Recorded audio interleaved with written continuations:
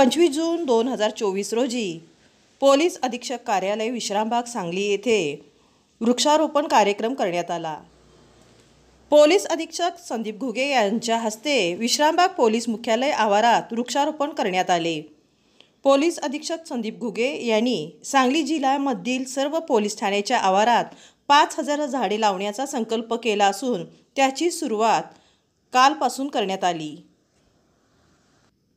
Police मुख्यालय विश्रामबाग सांगली येथील वृक्षारोपण कार्यक्रमास सांगली जिल्हा पोलीस अधीक्षक संदीप घुगे, स्थानिक गुन्हे अन्वेषण शाखेचे सतीश शिंदे, शहर विभागाचे उपविभागीय पोलीस अधिकारी अण्णासाहेब जाधव, सांगली पोलीस निरीक्षक संजय मोरे, सर्व पोलीस अधिकारी, अंमलदार, कर्मचारी या वृक्षारोपण कार्यक्रमास हजर होते।